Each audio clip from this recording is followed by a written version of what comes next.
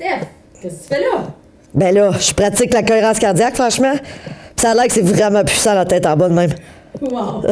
Ça a l'air confortable. Ah, je suis bien au bout. Gars, je suis relax.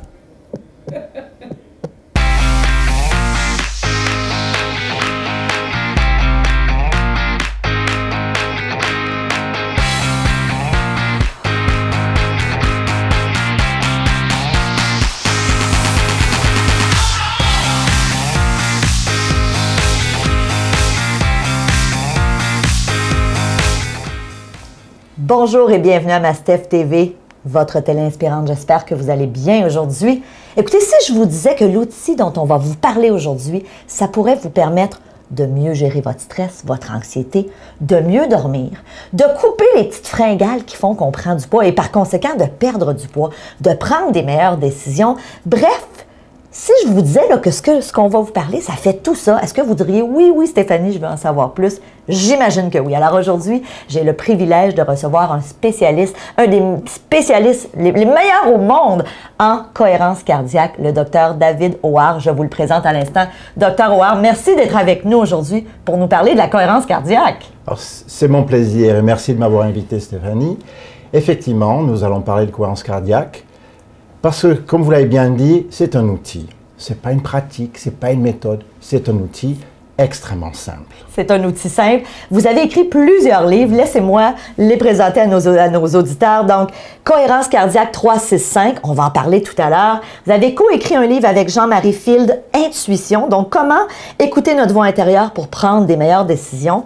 Maigrir par la cohérence cardiaque. J'ai lu ce livre-là il y a quelques années que j'avais trouvé fascinant.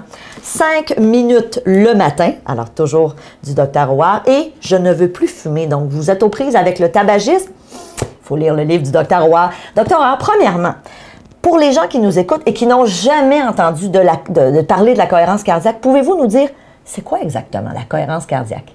Alors, c'est effectivement la question difficile parce que le nom cohérence cardiaque ne veut pas dire grand-chose. On me demande souvent si je suis cardiologue. Non, je ne suis pas cardiologue. Et en fait, la cohérence cardiaque, c'est une pratique à la base respiratoire.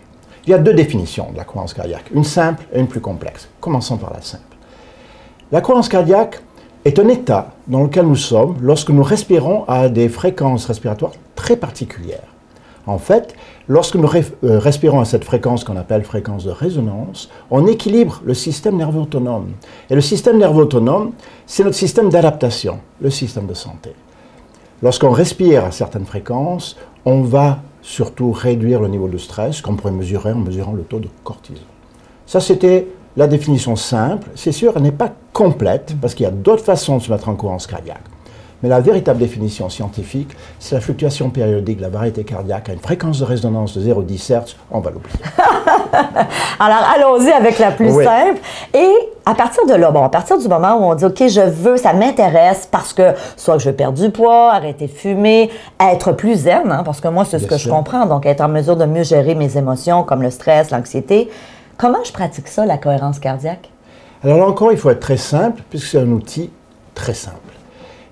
Le livre 365, justement, donne dans son titre la méthode de base, la première qu'on enseigne à nos professionnels de la santé que nous formons et aux patients, et aux personnes qui veulent faire la cohérence cardiaque.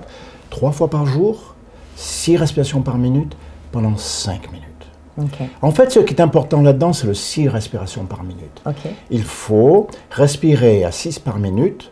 C'est une fréquence qui va synchroniser ma respiration avec mon cœur et avec mon système nerveux autonome. En respirant 6 fois par minute, je sais sans même devoir vous enregistrer avec notre matériel de biofeedback que vous êtes en cohérence cardiaque. Okay. Et là, on baisse le niveau de votre cortisol. Il y a beaucoup d'autres effets aussi, mais le principal, c'est baisser le niveau de stress. De cortisol. Et ces 5 minutes vont baisser ce niveau de stress, ce niveau de cortisol, pendant plusieurs heures.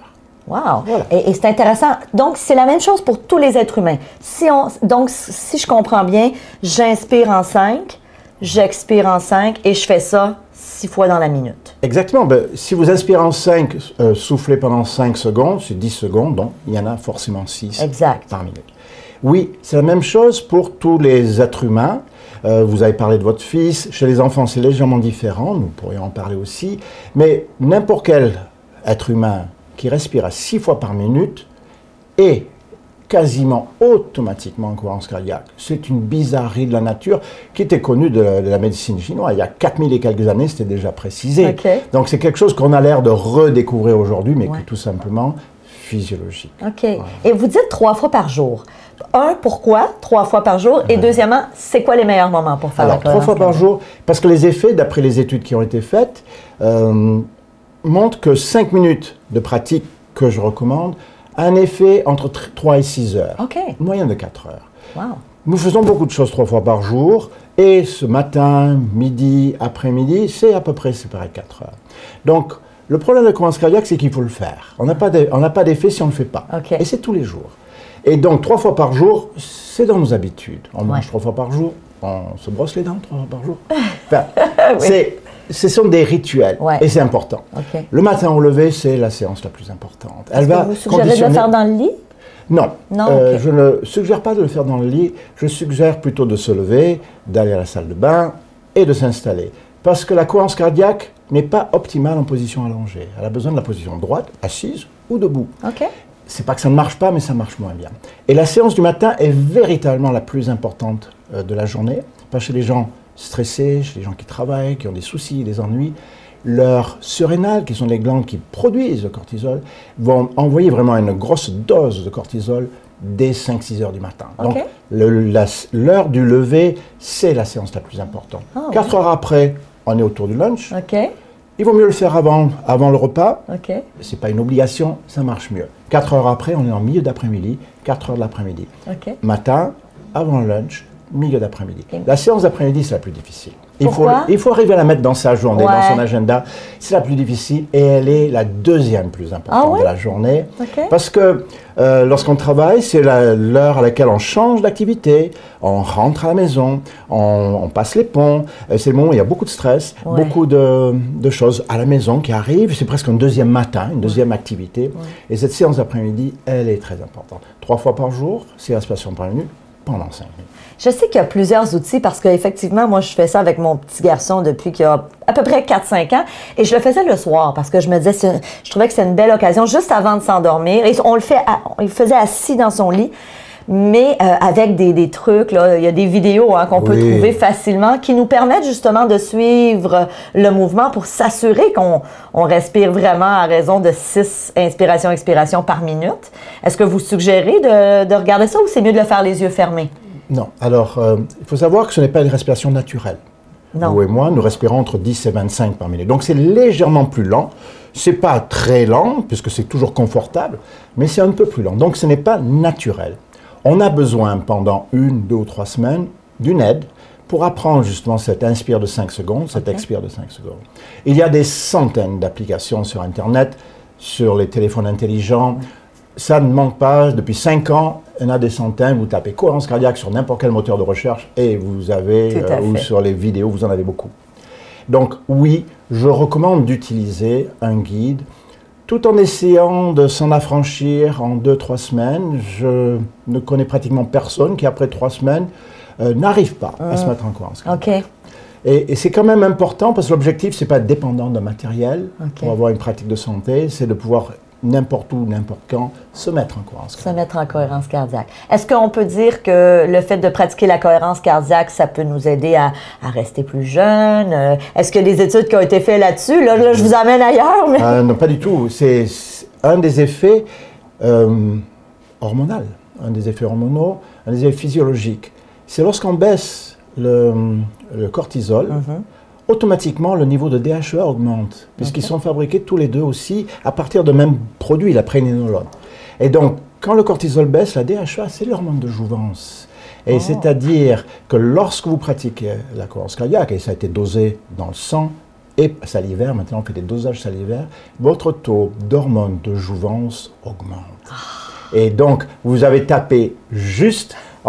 exactement, en parlant de rajeunissement, oui, les études cliniques existent, oui, ça a été dosé. La pratique régulière de la cohérence cardiaque rétablit un équilibre entre cortisol et DHEA qui est totalement déséquilibré par la vie moderne, par les stresseurs.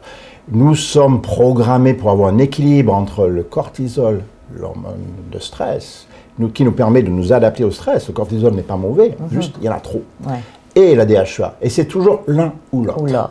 Et donc, ça me permet de, en baissant le cortisol, automatiquement, on augmente la DHEA, Wow. l'hormone de jouvence. Alors, vous voulez rester plus jeune?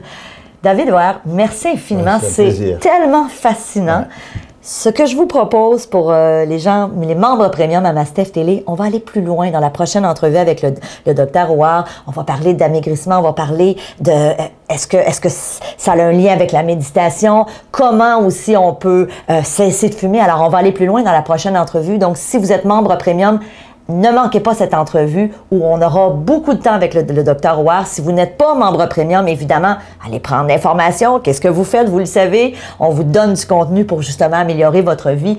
Je veux vous dire merci.